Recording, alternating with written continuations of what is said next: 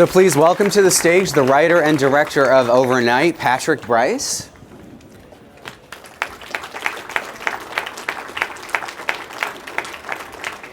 And next up we have his producer, Naomi Scott.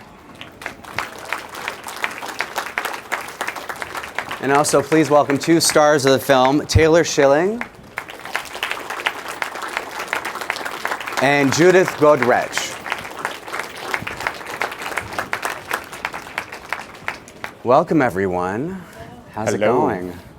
So you screened tonight. You haven't screened yet at Tribeca, correct? Right. Tonight at 9:15, I think. Awesome, awesome. It's a good night film. I hope think so. Did it screen at night at Sundance as well, where it first premiered? Yeah. Was it? It was around the same time. No, it was in the afternoon. Oh, was no, in the you're right. afternoon. It was 3 o'clock. Yeah. All right. So people were coming out blinded and Yeah. discombobulated.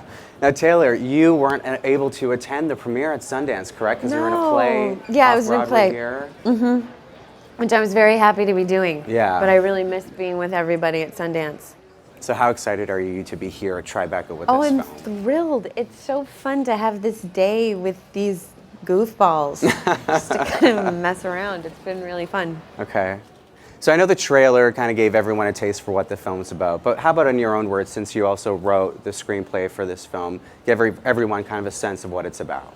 Yeah, it's about these two couples who end up meeting each other kind of out of the blue, and one of the couples is Taylor and Adam Scott, and they've just moved to Los Angeles and are struggling to kind of make friends, and they run into Jason Schwartzman at a park, and their kids are playing together, and Jason invites them over for kind of an impromptu evening, and then the film is essentially what happens over the next 24 hours as they kind of have this crazy night together. Yeah, a lot happens, of which I won't give away, but a lot's been already revealed in the reviews because there's a few pretty mentionable scenes that happen.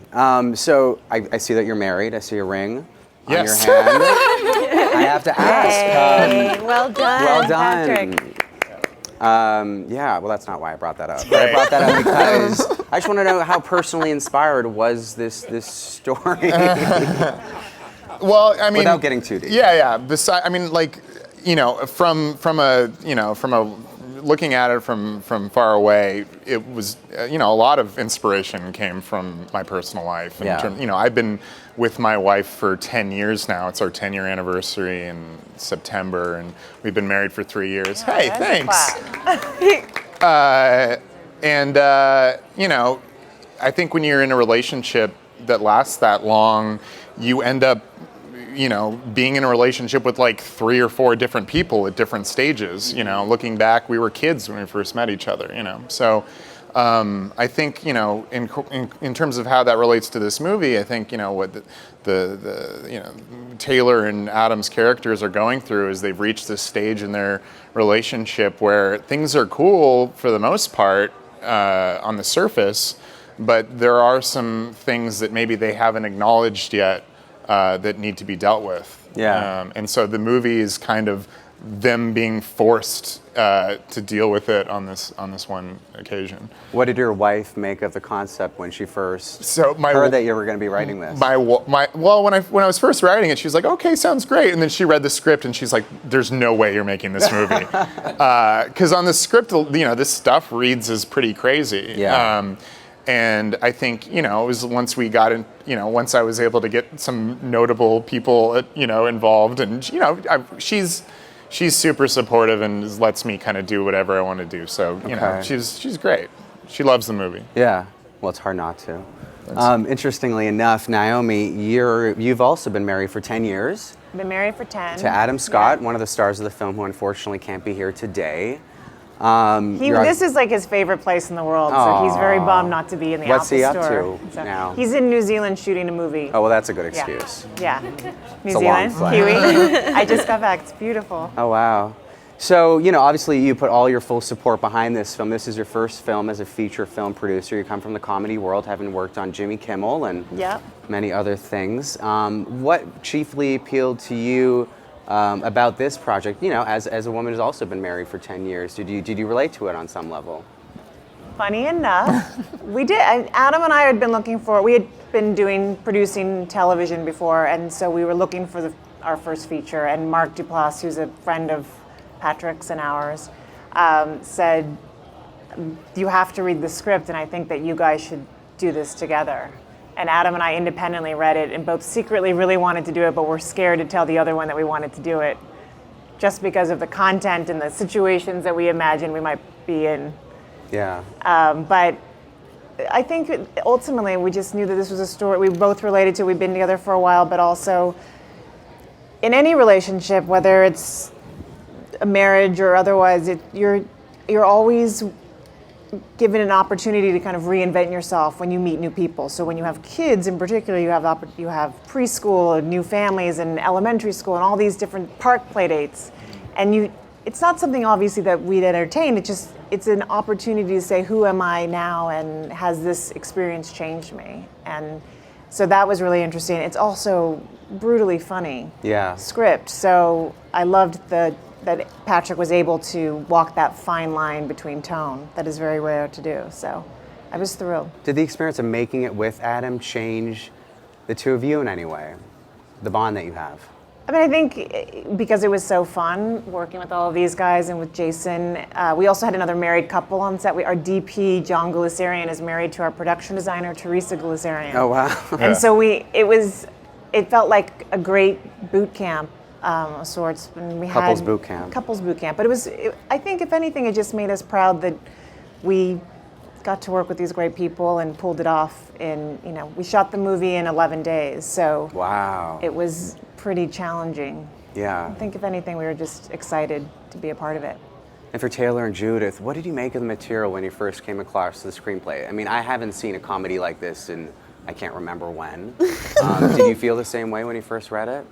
Yeah, well, I mean, I think I'm like a bit of a catastrophist, I'm a bit of a catastrophizer at heart. I mean, so I read it, and there was a part of me that was like, I can see this going very, very far off the deep end. And once I was able to speak with, and at the same token, I was laughing out loud when I read the script. So I was really taken with it. And but chatting with Mark, and then when I met Patrick, I was really, I was enamored with both of them, and specifically the way that Patrick talked a lot about taking moment-to-moment scene work and real character development and marrying it with this kind of broader, raunchier stuff that was happening. And I think we've talked about this before and has been mentioned before, but that's something that's rare, marrying those two things. And that got me really excited. I was really excited about the idea of playing this less like a comedy and really like people who are kind of knee deep in a situation or neck deep in a situation that they don't really know how they got into and how to get out of, and really just are trying to survive, find their balance. So yeah, it was exciting. What about you, Judith? Well, first of all, I read the script as a cinema lover, I was just reading the script and I was like, oh my God, like I do a lot of comedies in France, and I was like, this is one of the best comedy script that I've ever read. And I was reading it as if I was not really gonna play in it. I was just laughing. I was not even like thinking of myself in it or like, what should I do? I was just like, I want to be in this just because it's so good. And it's pretty funny because, I read the script like 2 years. I was given the script like almost 2 years before, we shot it, and Mark Duplass gave it to me because we wanted to work together, and then I met Patrick. But it's funny because maybe a month before we're about to shoot, I reread the script, and then I was like, oh my God, do I really have to do that? I totally forgot, oh shit, I have to be naked? I should work out. I have to be like all those American actors that are working out. I have to get into this, and then it was like, oh yes, I have to show my pussy, really? I mean, it was just, I was just like, I wanted to be in the movie just because it was so good, but I kind of like didn't really put myself into how crazy it was going to be, and Yeah. also what it involved from me as an open-minded actor, you know, to be this. And it's also really interesting because, you know, I live in Los Angeles. It's been a year, and I moved to the States. And like, there's such a stereotype about the French. There's such a stereotype, like French women. They, you know, it's like Yeah. people would come to me and be like, "So, right, if you're married and you're cheating on your husband, it's not called cheating in France, right?" I'd be like, "Yes, it is. You know, I know you're French, but you shouldn't do." I mean, so. Anyway, I was thinking the role is not a stereotype, but you know, there's a lot of Frenchness into it, and we justify a lot of situation where I'm saying I'm French and that's why I'm doing this. And so I like the idea of playing with the, you know, the stereotype and like, yeah, the fantasy of the French women. Yeah. Okay, now while you expose all of you in the film, Adam Scott and Jason Schwartzman, do they really expose all of them? Because there is a scene that's been written up. I'm not really giving away any spoilers. It's been covered a lot ever since the Sundance premiere because there's no way not to broach this subject, but there is a full frontal lengthy scene. Yeah. But can I say this on it? I don't know. Their bushes look very prominent. Yes. Okay. And are they prosthetic? Are they real? Are you willing to go there? I know this has been answered previously, fun. and I will. You know, this is another poor Adam can't be here to Defend himself, but they are absolutely prosthetics. Okay. And they were a lot of fun to conceive. Yeah. And we had some great prosthetic elves make them. Actually, the company that made them is the same company that did the prosthetics on The Butler. So I don't know if you guys remember. Wow. The prosthetic dicks in The Butler. No, I can't recall. That was the same company. And I know I talked about this before, but my first professional interaction with Naomi was Mark Duplass, Naomi, and Adam and I all emailing penis examples to each other. Real life ones. And well, yeah, Not prosthetic. Yeah, no, just like Googling penis and sending, you know, our take on what's big and what's small, which seemed to differ between. I had different opinions. But you know, going into this, I knew that I wanted this movie to have. I knew I wanted it to have more male nudity than I mean, there isn't any really real, Yeah. you know, much female nudity in the movie, but I wanted it to be like, who's keeping track, you know? Well, there's one female, two male. I right. guess No. That's his math. I guess. I knew I they're not real. wanted it to have an obscene amount of male nudity. Yeah. That was a consideration. Yeah, from well, the God get-go. bless you for that. Well, about the male nudity, you know, as a producer, I just love the idea that no one has seen the film. Have you seen the movie? Has anybody seen the Oh, movie? you've seen it? okay. Because I just imagine myself sitting there and being like, what is this film about? Like prosthetics, nudities, like. Yeah. No, I hear that's you. all I own. Yeah. Say.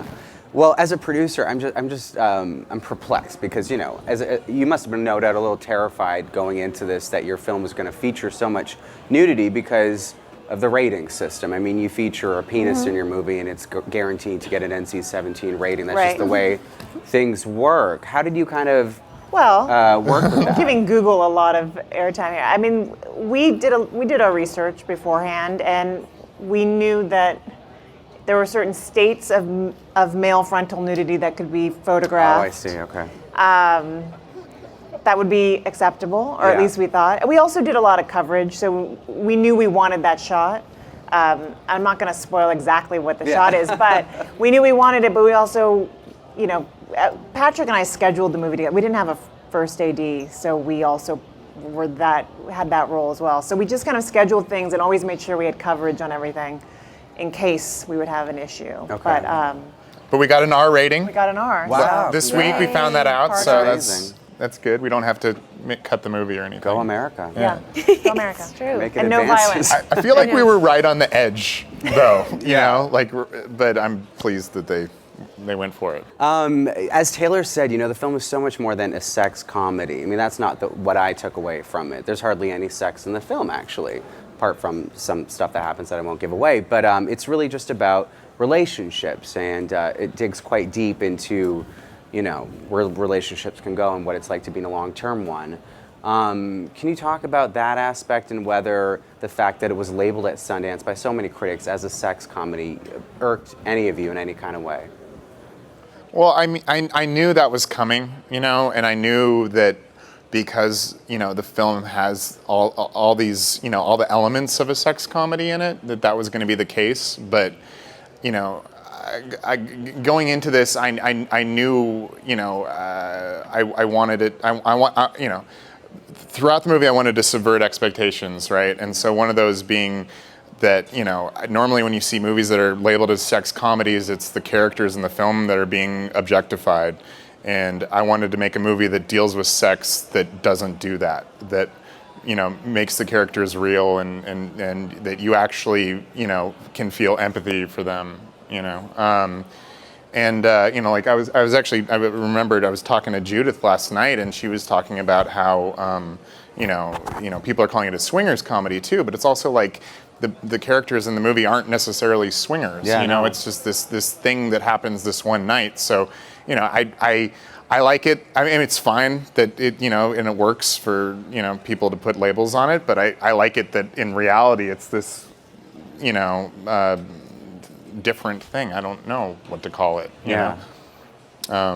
I mean, it's really just like an amalgamation of all the stuff I like in cinema and what I felt like, writing about at the time. Okay. And this was shot in 11 days, correct? Yeah, 9. I thought it was 12. Maybe 11, 12. Yeah. 11, 12. Okay, 11 so and a very half. quick Oh my pace. God. It's a full feature film. Taylor, you're used to shooting fast on something like Orange is the New Black. Are they comparable in any way, the two kind of shooting styles? Or how would you compare them? I don't really think so. I think that there, even though we moved really quickly on this film, there was we were all so familiar with the script and so eager to tell this specific story and really able to talk about the scenes with such depth and clarity. And it's a different experience for me, making something that has a really definitive beginning, middle, and end versus sort of the broader scope of episodic television, wherein the beginning and the end is much more nebulous. I mean, that exists within the episode, but the arc of the character isn't sort of drawn out. And so it's a very different experience on my end.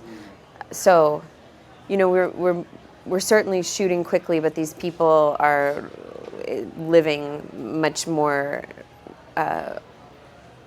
It's just are very present for all of us. Okay.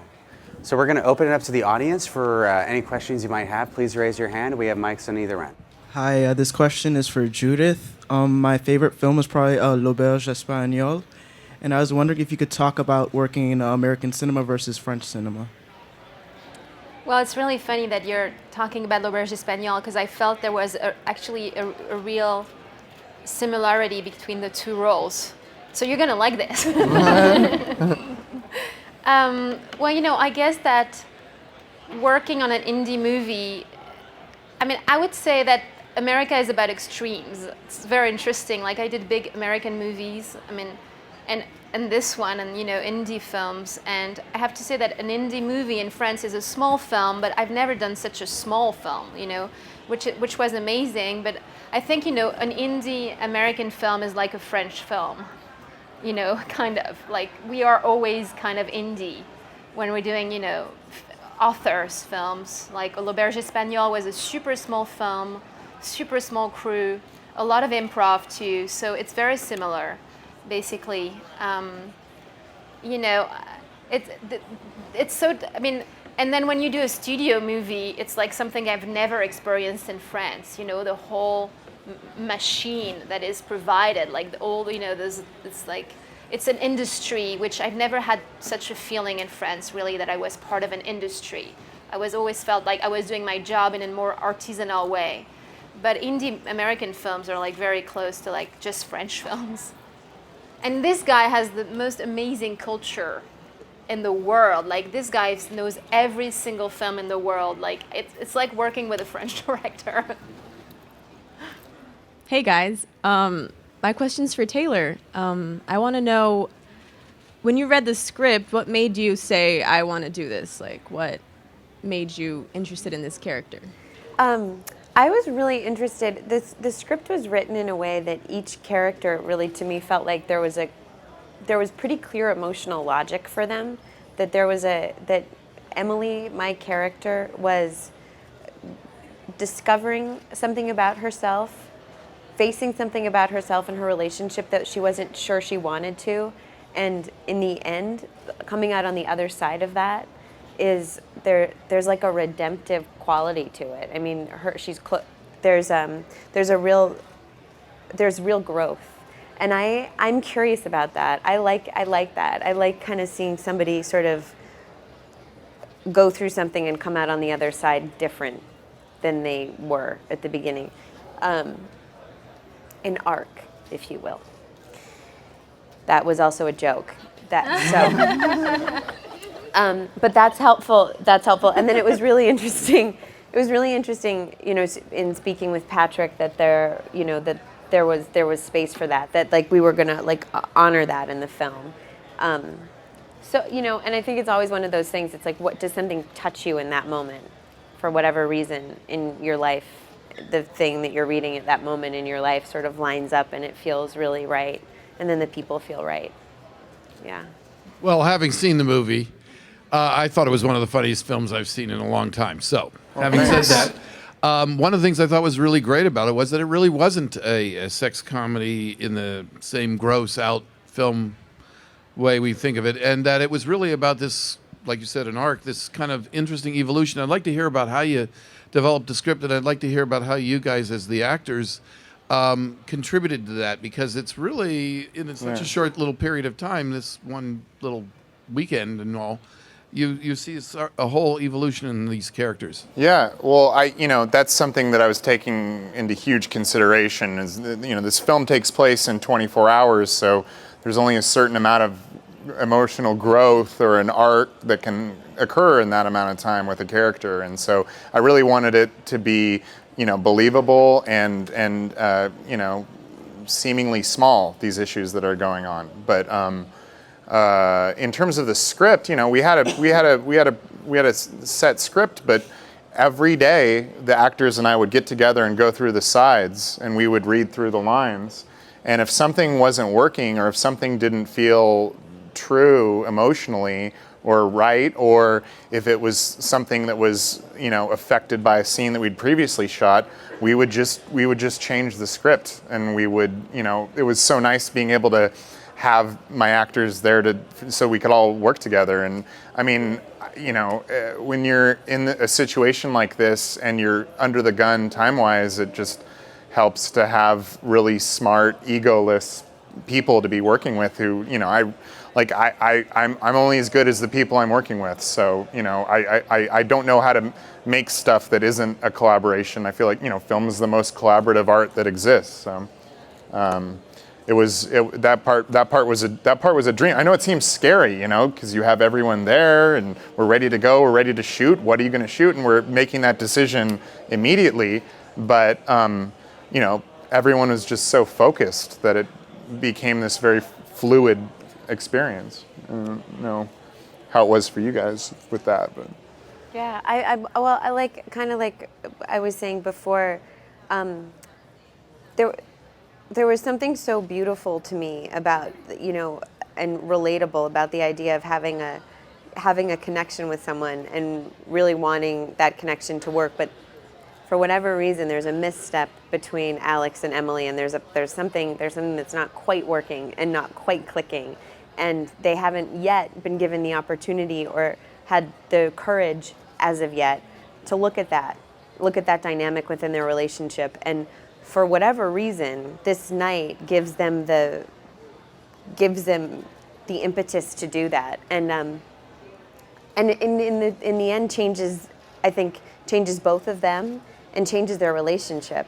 And I loved that thread that ran through the movie of facing the truth, accepting yourself, accepting your partner, trying something new can really lead to like a lot of expansion and a lot of like a more positive experience. And I thought that was just so sweet and sort of provided such a nice underbelly for kind of the more, you know, funny and broad and raunchy parts of the movie. It just really, there was a real point counterpoint to the tone, which is a testament to the writing, I think. Well, you know, I think that my character in a way was very mysterious. When I read it and we were trying to find a way to kind of like not she's kind of defined. Very often in life, you're defined by what you do, or you know, the actions, the decisions you take. And she's not really taking any decisions, and you feel like she's following her husband, which is Jason Schwartzman. And so I feel that, you know, what was interesting for me is to try to like adapt myself to him and to the couple we are, and try to show her weakness, because my character in the beginning of the movie is supposed to be, everything is supposed to be so great and amazing and so happy, but I think she is maybe the less happy characters of, there's something about her that is kind of like sad, which, you know, this is what we kind of like try to show, but in a subtle way. So I don't know if I answered the question that I did. Hi. First, I just want to say, Taylor, I saw you in a month in a country, and you were great. But oh, thank you for coming. No problem. And Patrick, our question is for you. I wanted to know if, like, what kind of made you lean towards the more crazy aspects. I'm seeing it tonight, so all I'm going off of is interviews and then the trailer. And then she wanted to know if you can incorporate, like, what other directors or writers kind of influenced you as well. Yeah. I guess the movie really is just like all the things I love put together. You know, in terms of like I love like big broad comedies. I love them. I'll go see whatever big comedy is happening, you know, in the movie theater, and so it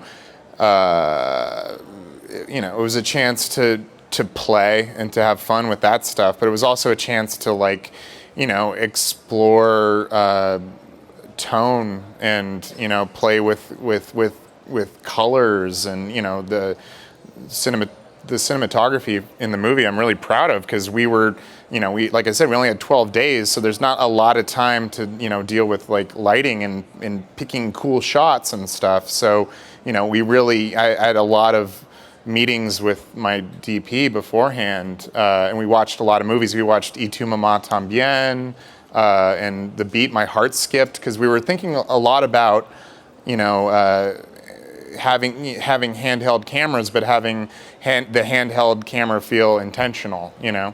And then in some of the crazier sequences in the movie, you'll see there's like, you know, we're playing with like black light and, you know, big broad colors and stuff. And, you know, I just wanted that to kind of create a heightened sense of reality. The first filmmaker I fell in love with was David Lynch, actually. I just love him to death, and I still do. And, you know, I love like Wim Wenders, and I love Godard, and, you know, I like a lot of like serious directors for sure, but also, and, you know, Paul Thomas Anderson and stuff, but like I never like sought out to, you know, try to make movies like those guys. I mean, I like the idea of just knowing the tools that I have, and trying to, you know, use them to the best of my ability, basically. In terms of being influenced by people, like I would say it only goes as far as influence. It's, you know, so yeah. Well, thank you so much, everyone, and have a great premiere tonight. Thank you so much. Thank you guys. Thank you.